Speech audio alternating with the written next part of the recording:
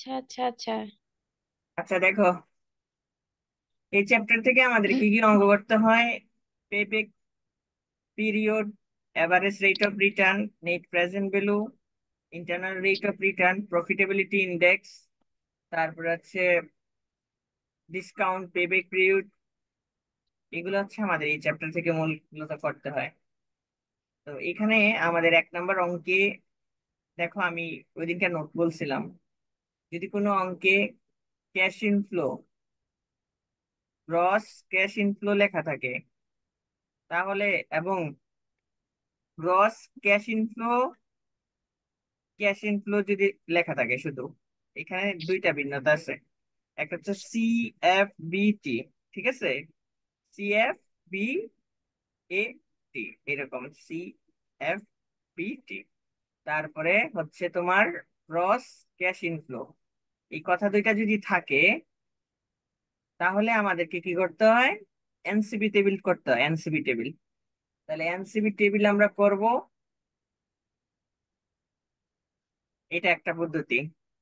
শুধু যদি tax rate না দেওয়া থাকে বা ডেপ্রিসিয়েশনের কথা বলা না থাকে, তাও আমাদের এনসিবি টেবিল করতে হবে। এটা হচ্ছে একটা নোট ছিল। সেকেন্ড নোট ছিল কি, ক্যাশ ইনফ্লো থাকলে যদি ট্যাক্স রেট এবং ডেপ্রিসিয়েশন কথা উল্লেখ থাকে তাহলে আমাদেরকে এনসিবি টেবিল করতে হবে, আর যদি না লেখা থাকে তাহলে সরাসরি এনসিবি হয়ে যাবে। ঠিক আছে? হুম। তো আজকে যে অঙ্ক, সেটা হচ্ছে আমাদের অঙ্ক, দেখো আমরা একদম নর্মাল অঙ্ক থেকে শুরু করে আস্তে আস্তে সবগুলো অঙ্ক করবো। এটা 3টা ক্লাসে শেষ হবে। এই চ্যাপ্টার থেকে অঙ্ক 100% আসে, ফোর্থ ইয়ারেও আসে, তোমাদেরও আসে। মানে ফোর্থ ইয়ারে আমাদের আমাদের সিলেবাস থাকতে, যখন সিলেবাস ছিল তখন আসতো। দেখো, এই engineering company is considering an investment proposal to install new equipment facility. The project will cost 50,000 টাকা। প্রজেক্ট উইল কস্ট মানে প্রজেক্টের যে কস্ট। আর আমরা এই চ্যাপ্টার অঙ্কগুলা করবো হচ্ছে মেশিনের ম্যাক্সিমাম ইনভেস্টমেন্ট গুলো হবে দীর্ঘমেয়াদী। মেশিন, বিল্ডিং, ইকুইপমেন্ট, এগুলা নিয়ে হচ্ছে এই চ্যাপ্টারের তো আমাদের আলোচনা। The facility has a life expected expected of 5 years. 5 বছর হচ্ছে সময়কাল মেশিনটা, যেটাই মেশিন হোক আর যাই হোক। প্রজেক্ট যেহেতু দেওয়া আছে, প্রজেক্টের নাম কি? 5 years. And no salvage value, কোনো স্যালভেজ ভ্যালু দেওয়া হয় নাই। The company tax rate 40% and cost of capital হচ্ছে 10%। কস্ট অফ ক্যাপিটাল হচ্ছে 10%। The firm use straight line method of depreciation. Straight line মেথডে ডেপ্রিসিয়েশন বের করতে বলছে। The estimate cash flow from the proposal are as flow, gross cash inflow. এই অঙ্কে gross cash inflow কথা বলা হয়েছে। ট্যাক্স রেট 40%, যদি এখানে ক্যাশ ইনফ্লো লেখা থাকতো বা CBFT লেখা থাকতো তাও আমরা এনসিবি টেবিল করতে হতো। ঠিক আছে? তাহলে এনসিবি টেবিল করতে হতো, শুধুমাত্র ক্যাশ ইনফ্লো লেখা থাকলেও আমরা এনসিবি টেবিল করতে হবে। কেন করতে হবে? কারণ কি, অঙ্কে ট্যাক্স রেট দেওয়া আছে, আর অঙ্কে দেওয়া আছে কি, স্টেট লাইন পদ্ধতিতে ডেপ্রিসিয়েশন। এই দুইটা কথা দেওয়া থাকলে, শুধু ক্যাশ ইনফ্লো যদি লেখা থাকে তাহলেও আমাদেরকে এনসিবি টেবিল করতে হবে। গ্রস কথাটা না থাকলেও, গ্রস কথাটা থাকাতে আমরা আরো সহজে বুঝতে পারছি এটাকে এনসিবি টেবিল করতে হবে। তারপরে দেখো, you are required to compute the following payback period: average rate of return, average rate of return, net present value, internal rate of return, profitability index. তাহলে আমাকে এখানে 5টা অঙ্ক করতে বলছে। ঠিক আছে? 5টা অঙ্ক কি করতে বলছে? করতে বলছে। তাহলে সবার আগে আমাদেরকে পেব্যাক পিরিয়ড বের করতে হবে। তাহলে পেব্যাক পিরিয়ড বের করতে হলে আমাকে 2টা ধাপ সম্পূর্ণ করতে হয়। ফার্স্ট ধাপ হচ্ছে আমাকে সবার আগে CFAT বের করতে হবে, মানে এনসিবি বের করতে হবে। নেট ক্যাশ বেনিফিট এটা বের করতে হবে, অথবা CFA, cash flow after tax, এটা বের করতে হয়। তো এইটা আমাদের এখানে দেওয়া নাই সরাসরি। তাহলে আমাদেরকে আগে একটা টেবিল বের করতে হবে এনসিবির। তারপরে আমাদেরকে কি করতে হবে? আমাদেরকে কিউমুলেটিভ এনসিবি বের করতে হবে। তারপর আমরা পেব্যাক পিরিয়ড বের করতে পারবো। ঠিক আছে, তাহলে দেখো প্রথমে আমাদের এনসিইউ আছে 50,000। ওকে, 50,000 টাকা দেওয়া আছে এনসিইউ। তাহলে সর্বপ্রথম আমার ডিপ্রিসিয়েশন বের করতে হবে। যে কোনো অঙ্কের আমার এনসিইউ টেবিল বের করতে হলে প্রথমে আমাদেরকে কি বের করতে হবে? ডেপ্রিসিয়েশন বের করতে হবে। এটা হচ্ছে আমাদের ডেপ্রিসিয়েশন। কস্ট হচ্ছে 50,000, সেলভেজ ভ্যালু নাই, নাম্বার অফ ইয়ার 5 ইয়ার্স, এটা দিয়ে আমরা করছি।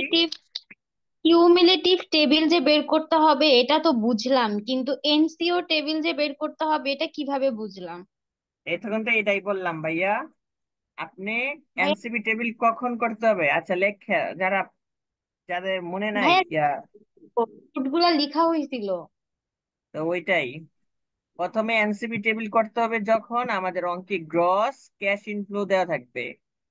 গ্রস ক্যাশ ইনফ্লো 1 নাম্বার, এটা 2 নাম্বারে সিএফবি টি দেওয়া থাকলে আমাদেরকে এনসিবি টেবিল বের করতে হবে। তারপরে আমাদের অঙ্কে যদি স্টেট লাইন সরি ডেপ্রিসিয়েশন ও ট্যাক্স রেট দেওয়া থাকে, ডেপ্রিসিয়েশন ও ট্যাক্স রেট দেওয়া থাকে, তাহলেও আমাদেরকে এনসিবি টেবিল বের করতে হবে। ঠিক আছে। জি ভাইয়া, ঠিক আছে ভাইয়া, বুঝতে পারছি।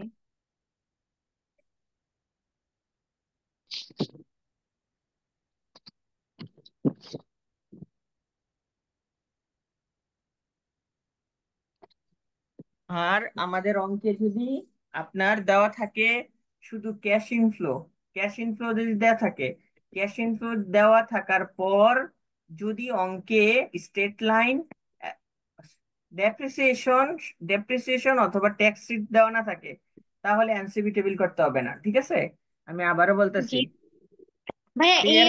স্টেট কোনটাকে বলে? বুঝি নাই। স্টেট লাইন কোনটাকে বলে? সরলরৈখিক পদ্ধতি, যে এটা হচ্ছে সরলরৈখিক পদ্ধতিতে ডেপ্রিসিয়েশন বের করা, এটাকে সরলরৈখিক পদ্ধতি বলে। আর মার্কাস পদ্ধতি আছে, রিটেন ডাউন পদ্ধতি আছে, তারপরে হচ্ছে আহ, তোমার আরেকটা পদ্ধতি আছে তো, সাম অফ দ্য ডিজিট মেথড। এই পদ্ধতিগুলো আছে, কিন্তু এগুলা তো আর অঙ্কে এগুলা তো ইউজ করে না। ইউজ করে হচ্ছে লিজের অঙ্কে ওগুলা। তো দেখো, ও, আমি প্রথমেই ডেপ্রিসিয়েশন বের করছি 10,000 টাকা। তাহলে এনসিবি টেবিল হচ্ছে এই টোটাল 7টা ঘর। প্রথমে ইয়ার হবে, দিলাম আমি ইয়ার। তারপরে ক্যাশ ইনফ্লো গুলো হবে গ্রস বা ক্যাশ ইনফ্লো, যেটাই তুমি লিখো। এখানে ক্যাশ ইনফ্লো, এটা হচ্ছে আমার ঘরটা। ঠিক আছে, এটা আমাদের অঙ্কে দেওয়া ছিল। এখান থেকে ডেপ্রিসিয়েশন আমার ঘর হবে একটা। এটা এইভাবে না ভাইয়া, করে নিচে নিচেও করা যায়, বলো। ভাইয়া ক্যাশ ইন ফ্লো আর এক্সপেক্টেড সিএফ দুইটা কি আলাদা কথা? হ্যাঁ, দুইটা আলাদা না। এক্স- আলাদা বলতে, এক্সপেক্টেড সিএফ যদি আপনাকে বলে দেয় অঙ্কে, যদি ডেপ্রিসিয়েশন ও ট্যাক্স দেওয়া না থাকে, তাহলে তো সরাসরি অঙ্ক হয়ে যায়, তাই না? হুম, আপনি সেকেন্ড অঙ্কটার কথা বলছেন, তাই না? ওই দিন একটা অঙ্ক করাইছিলেন, ওইটার কথা বলতেছি। ওইটা দেখাইতেছি আমি।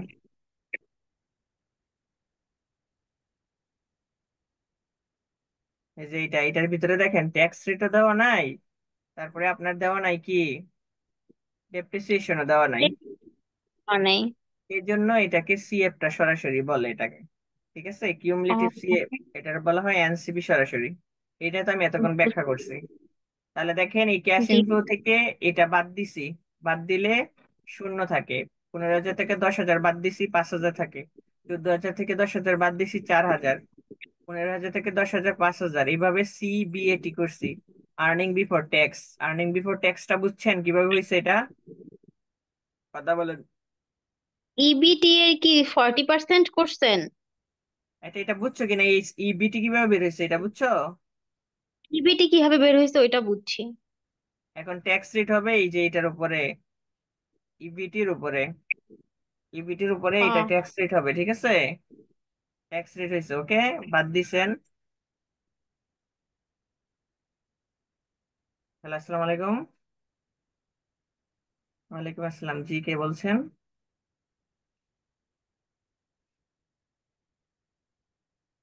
জি জি।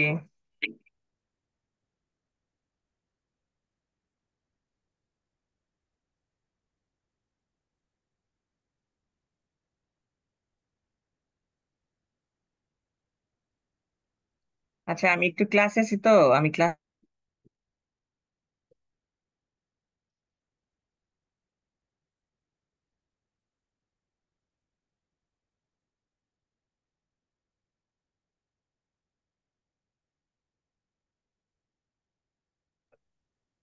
দেখেন, তাহলে এই দেখেন ইভিএটি এর উপরে হচ্ছে ট্যাক্স রেট 40% দেওয়া ছিল, এটা আমি ধরছি, ঠিক আছে। শূন্যের উপরে ধরলে শূন্য হয়, 5,000-এর উপরে 40% 2,000, 4,000-এর উপরে 40% 1,600, 5,000-এর উপরে 2,000, 10,000-এর উপরে 4,000, ঠিক আছে, বুঝছেন কিনা এটা? জি কথা বলেন, ভাইয়া। Simon Nacho. তাহলে তারপরে দেখো, আমি এখন এই ইভিটি থেকে ট্যাক্স বাদ দিছি, ঠিক আছে, ট্যাক্স বাদ দিলে হচ্ছে ইএটি, শূন্য থেকে শূন্য বাদ দিলে শূন্য, 5,000 থেকে 2,000 বাদ দিছি 3,000, 4,000 থেকে 1,600 বাদ দিছি 2,400, 5,000 থেকে 2,000 বাদ দিছি 3,000, এবং 10,000 থেকে 4,000 বাদ দিছি 6,000। ইএটি পর্যন্ত বুঝতে পারছো কিনা কিভাবে হয়েছে এটা? জি ভাইয়া। তারপরে দেখো, এখন এই ইএটির সাথে ডেপ্রিসিয়েশনটা যোগ করতে হবে, তাহলে এনসিবি অথবা সিএফইটি পাবা, ঠিক আছে, এটার নাম কার সাথে এনসিবি। কার্যক্রম, কার এই সাথে কার্যক্রম? এইখানে যে ইয়েটি আছে, এই ইয়েটির সাথে আমাকে ডেপ্রিসিয়েশন যোগ করতে হবে, ওকে। তাহলে এইখানে ও, 10,000 আর শূন্য 10,000, 10,000 আর 3,000 13,000, 10,000 আর 2,400 12,400, 10,000 থেকে 3,000 13, আবার 10,000-এর সাথে 6,000 এই 16,000। এটা হচ্ছে আমার সিএফ এ টি অথবা এনসিবি টেবিল। এই এনসিবি টেবিল বুঝতে কারো প্রবলেম আছে? কথা বলেন, ভাই একটা কোশ্চেন ভাইয়া, ভাই একটা বলেন, কোশ্চেন। বলেন। ভাই এখানে যে ক্যাশ ইনফ্লোটা 10,000 থেকে 15,000 হয়েছে, 15,000 থেকে 14,000, এটা কেমন হচ্ছে? এটা একটু বুঝিয়ে বললে ভালো। এই যে এটা হ্যাঁ, হ্যাঁ, হ্যাঁ। এটা তো সরাসরি অঙ্ক দেওয়া আছে।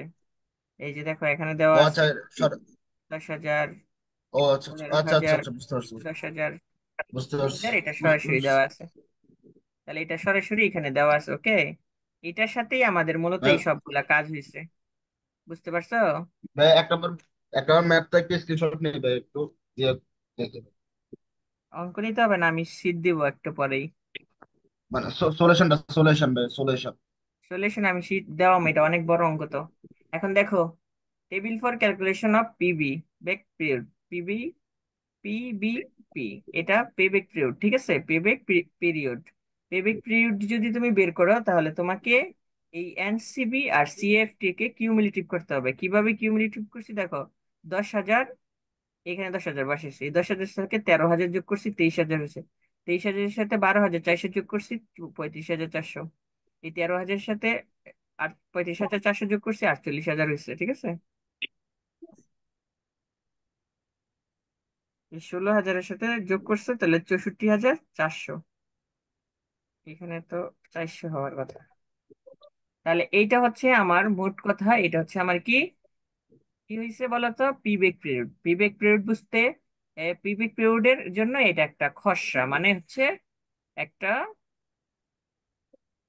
ওয়ার্কিং, ঠিক ওয়ার্কিং। আছে, এটা একটা ওয়ার্কিং। তাহলে এখন দেখো, এখান থেকে আমরা কিভাবে পিবেক পিরিয়ড বের করবো। তোমার ইনভেস্টমেন্ট কত বলো তো, ইনভেস্টমেন্ট কত? ভাইয়া ওই যে উপরে দেখি প্রশ্ন তো নাই হাতে। 50,000। পঞ্চাশ পঞ্চাশ হাজার হাজার হচ্ছে ইনভেস্টমেন্ট, এই যে ইনিশিয়াল, এই যে কষ্ট হয়ে যাচ্ছে, এটা মাইনাস দিয়েও থাকতে পারে, এবং কি তোমার হচ্ছে ডাইরেক্ট সরাসরি বলে দিতে পারে প্রজেক্ট কস্ট। তাহলে প্রজেক্ট কস্ট হচ্ছে আমার কি এনসিইউ, এই এনসিইউ হচ্ছে 50,000। এই 50,000 টাকা দেখো আমাকে এইখানে খুঁজতে হবে, কিউমুলেটিভ এনসিবি তে খুঁজতে হবে প্রথমে।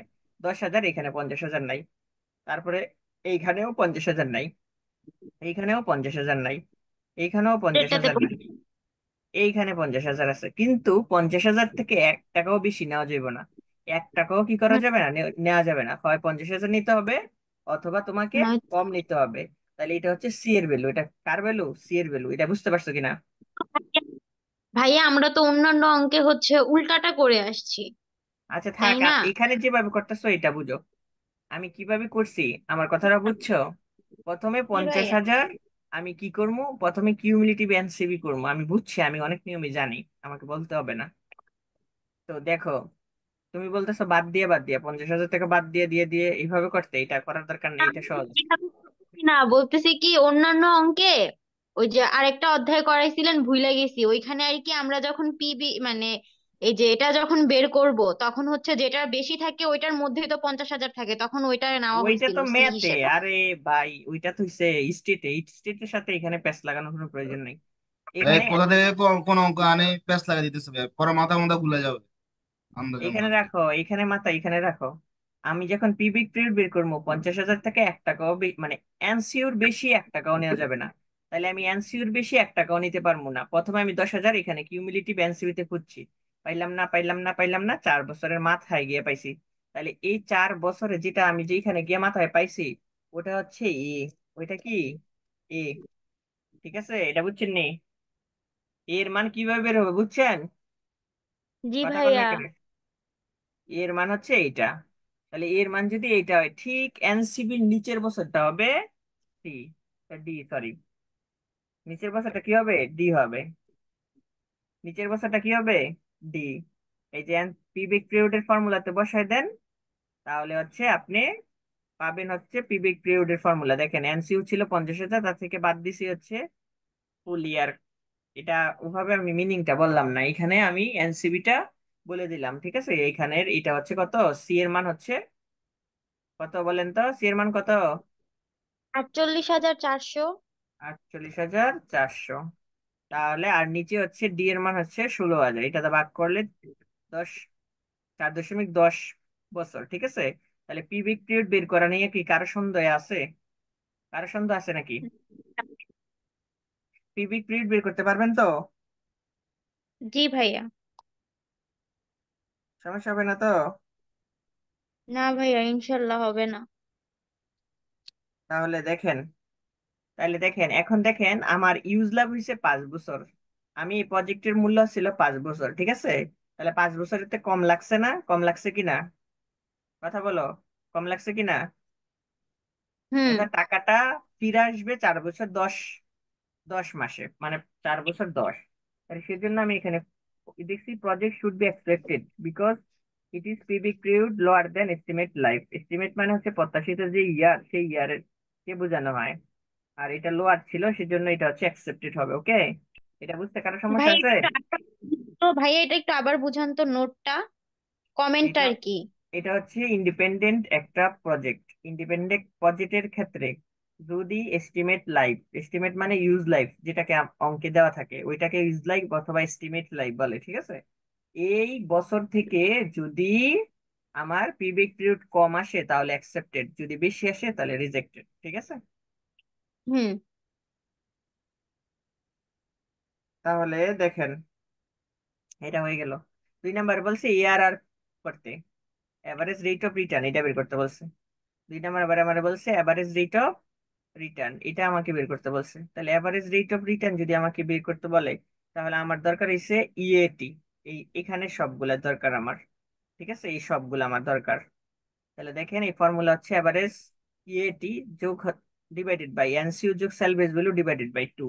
এটা হচ্ছে এআরআর আর এর ফর্মুলা। ঠিক আছে, এআরআর এর ফর্মুলা বুঝতে পারছেন তো? তাহলে দেখেন আমি সবগুলাই ইএটি নিছি, আর্নিং আফটার ট্যাক্স সবগুলাকে নিয়ে নিছি, নিয়ে এটাকে 5 দিয়ে ভাগ করছি, তাহলে একটা অ্যাভারেজ হয়ে গেছে। আর আমার এনসিও, এনসিও মানে ইনভেস্টমেন্ট ছিল, ইনভেস্টমেন্ট কত ছিল? 50,000 টাকা। এই 50,000 টাকাকে আমি 2 দ্বারা ভাগ করছি কারণ সেলভেজ ভ্যালু নাই। তাহলে হচ্ছে এটা হচ্ছে আমার সরাসরি পার্সেন্টেজ আকারে 11.52 আসছে। ঠিক আছে, এটা বুঝছেন কিনা? এআরআর বের করতে ভাই পারবেন কিনা? আর আর এ আর আর কি সেম জিনিস? বুঝি নাই। আই আর আর না আর না এ না, আর আর আরে না, ARR average rate of return. ঠিক আছে, average rate of return, rate, আর আই আর এভারেজ আর internal rate of return, AV, average rate of return, দুইটা আলাদা বিষয়। ভাইয়া আপনি যে সূত্র দিছিলেন ওইখানে হচ্ছে এ আর আর এর সূত্র ছিল। ও আচ্ছা আচ্ছা ভাইয়া। তাহলে এটা কিন্তু হচ্ছে দুইটা সূত্রের এআরআর। মধ্যে আচ্ছা ভাইয়া। সিরিয়ালে দেখেন, সিরিয়ালে দেখেন, 1 নাম্বার অঙ্ক করলে অনেক কিছু ফর্মুলা মুখস্থ হয়ে যাবে এমনি। তাহলে আমি প্রথমে এআরআর বের করছি 11 দশমিক কত 52%। এইখানেও আমাকে কমেন্ট, এটা একটা ইন্ডিপেন্ডেন্ট প্রজেক্ট, যেহেতু একটা প্রজেক্ট তার মানে ইন্ডিপেন্ডেন্ট প্রজেক্ট শুড বি ভাই এক্সপেক্টেড। একটা কোশ্চেন ছিল। বলো বলো। ভাইয়া আপনি বলছেন যে সেল বেস ভ্যালু হচ্ছে 0, ওই জন্য হচ্ছে গিয়ে 2 দিয়ে ভাগ দিয়েছেন। এখন যদি হুম। সেল বেস ভ্যালু যদি না থাকতো, সেল বেস ভ্যালু যদি থাকতো তাহলেও কি 2 দিয়ে ভাগ দিতাম নাকি? হ্যাঁ, 2 দিয়ে ভাগ হইতো। এটা ফর্মুলাই, এটা হচ্ছে ফর্মুলা, ঠিক আছে, এই আচ্ছা, জায়গাটা ফর্মুলা, ওকে। বুঝতে পারছি বুঝতে পারছি, জি ভাই, জি। ঠিক আছে, বুঝতে পারছি। ভাইয়া আপনি যে সূত্র দিছিলেন ওইখানে তো এ আর আর এর দুইটা সূত্র।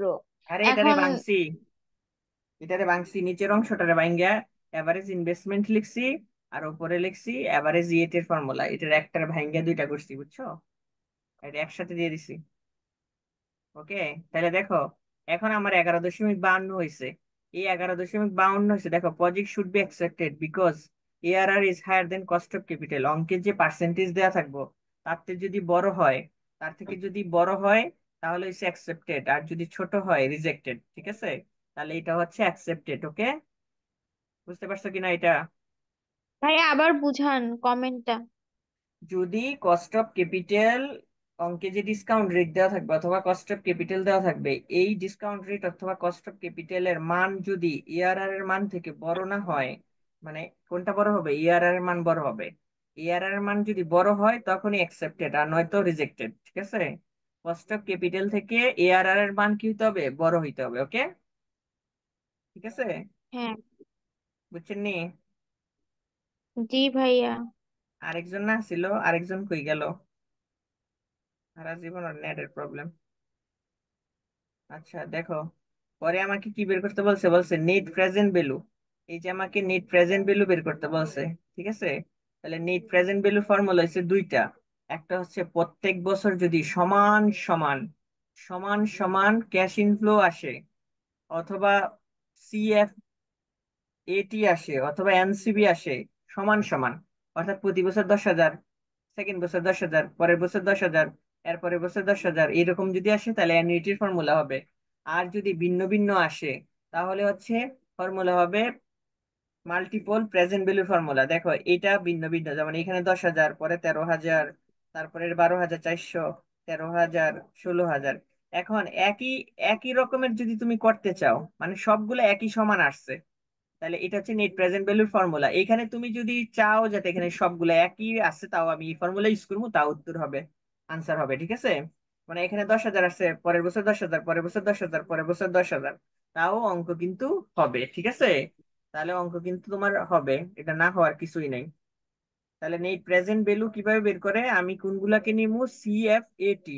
সিএফএটি মানে এনসিবি হচ্ছে 10,000, পরের বছর 13,000, পরের বছর 12,400, পরের বছর 13,000, তারপরের বছর 16,000, ঠিক আছে। তারপরে পরের বছর 16,000। এইভাবে আমি 5 বছরের করছি, ঠিক আছে, 5 বছরের করছি। তাহলে 5 বছর করার পর,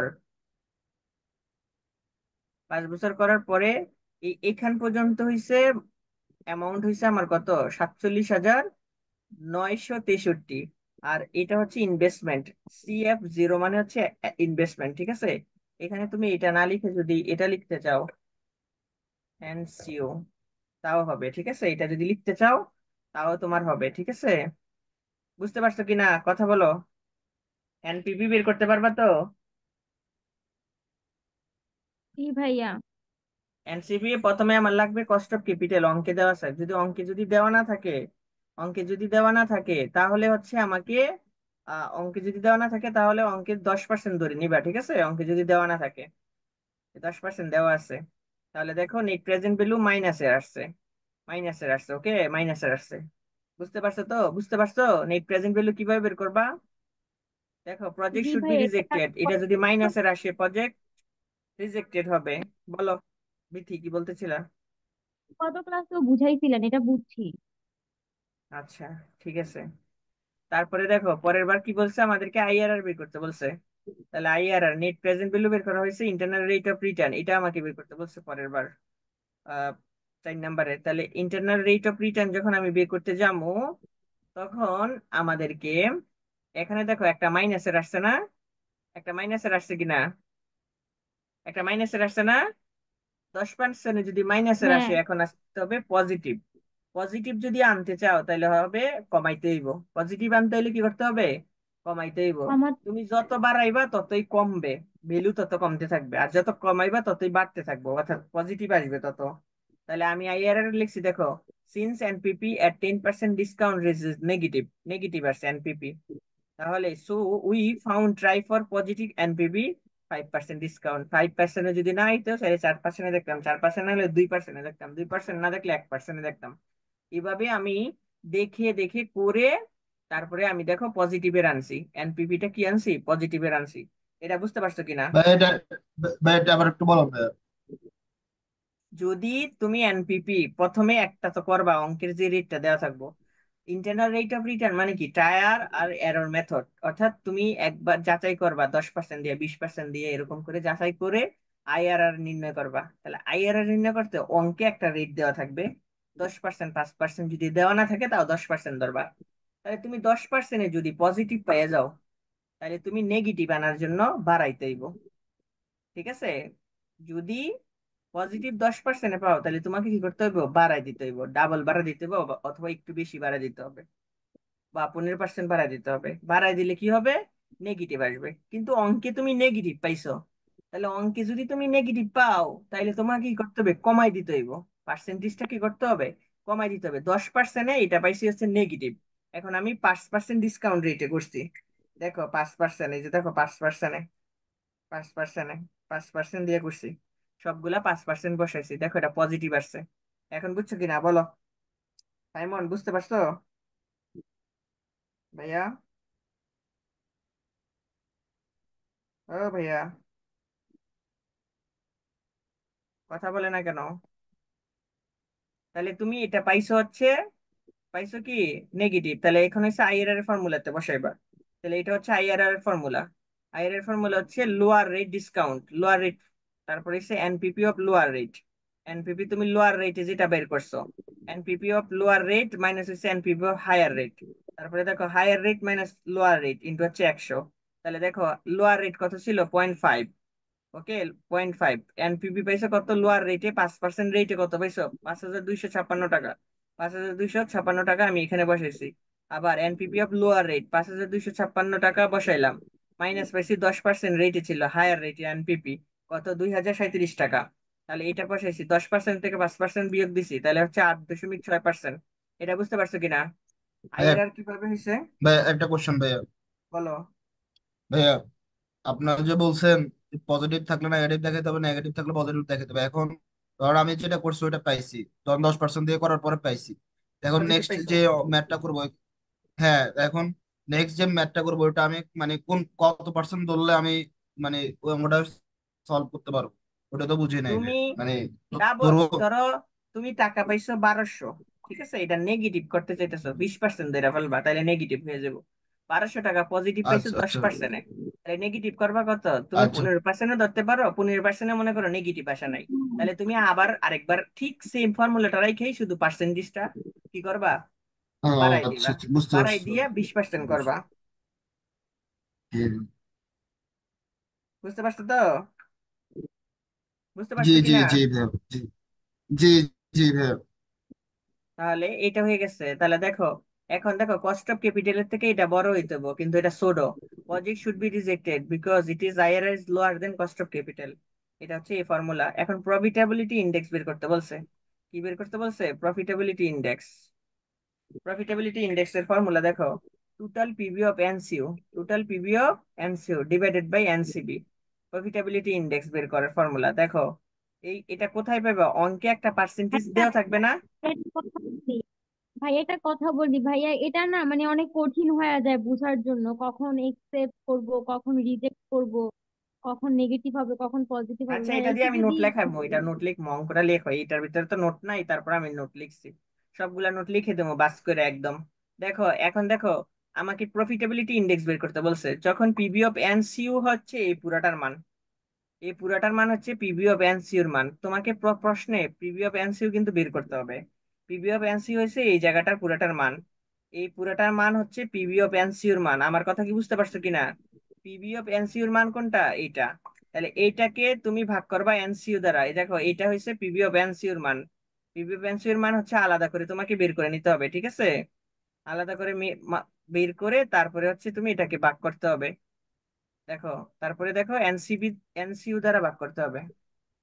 এনসিও এনসিইউ দ্বারা ভাগ করতে হবে, তাহলে 0.96 হয়েছে। এইটা হচ্ছে একের থেকে যদি কম হয় তাহলে হচ্ছে রিজেক্টেড, একের থেকে বড় হইতে হইব। এই যে আমি তো বললেই দিছি, প্রত্যেকটাই তো বলে দিছি, প্রত্যেকটা কমেন্টই লেখা আছে। যেমন আইআরআর, আইআরআর কখন অ্যাকসেপ্টেড হবে? যখন হচ্ছে কস্ট অফ ক্যাপিটালের থেকে মানটা বড় আসবে। এআরআর কখন বড় হবে? তখন সেম ভাবে কস্ট অফ ক্যাপিটাল থেকে বড় হইতে হবে এটা। তারপরে হচ্ছে প্রফিটেবিলিটি ইন্ডেক্স ওয়ান এর থেকে বড় হইতে হবে, ওয়ান এর থেকে বড় না হইলে রিজেক্টেড, ঠিক আছে? এখন এটা কাইটা যাইব, তোমরা ইয়ে করো, ছবি তোলো। পুরোটা অঙ্ক আমি বুঝে ফেলাইছি, তোমাদেরকে আগে হোমওয়ার্ক দিয়ে নেই আমি। এই চ্যাপ্টার সহজ আছে, 2 নাম্বার হোমওয়ার্ক করবা, 3 নাম্বার হোমওয়ার্ক করবা, 4 নাম্বার হোমওয়ার্ক করবা, ঠিক আছে? 4 নাম্বারের এই নেট প্রফিটেবিলিটি ইন্ডেক্স। দিবেন না? শীট আজকে দিয়ে দিবেন না? হ্যাঁ, সেটা আমি একটু পরে দিয়ে দিবো। এই 4 পর্যন্ত হোমওয়ার্ক করবা, 4 পর্যন্ত হোমওয়ার্ক করবা। কত পর্যন্ত? এই 3 পর্যন্ত, প্রফিটেবিলিটি ইন্ডেক্স পর্যন্ত করবা, ঠিক আছে? 4 পর্যন্ত হোমওয়ার্ক করবা, আর বাকি নেট প্রফিটেবিলিটি ইন্ডেক্স এবং সারপ্লাস লাইফ, এই দুইটা আমি পরের চ্যাপ্টার, পরের ক্লাসে বুঝাই দেবো, ঠিক আছে? তাহলে তোমরা কত পর্যন্ত করবা আপনার বলো তো?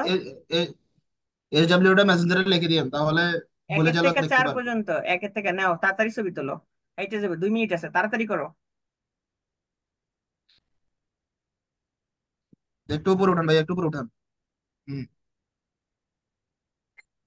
অঙ্কটা করবা, এই চ্যাপ্টারে 15 নাম্বারের জন্য অঙ্ক আসে। তার উপরে উঠান না ভাইয়া।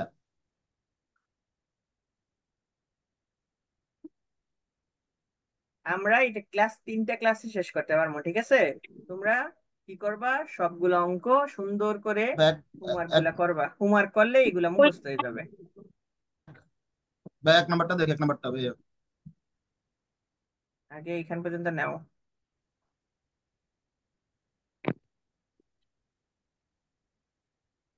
নাও। হ্যাঁ। অঙ্ক একটা 15 নাম্বারের জন্য আসে।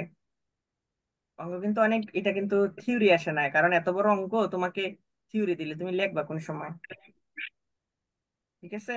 আবার যদি কেউ না নিতে পারো, প্রথম থেকে দিলাম আমি, নাও এক একটা স্ক্রিনশট, ঠিক আছে? দুইটা দুইটা স্ক্রিনশট, তারপরে তিনটা,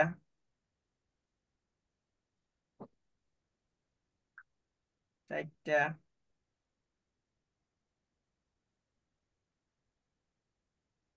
এই পাঁচটা, এই যে নাও ছয়টা, ঠিক আছে? তাহলে তোমরা একের থেকে 4 পর্যন্ত হোমওয়ার্ক করবা।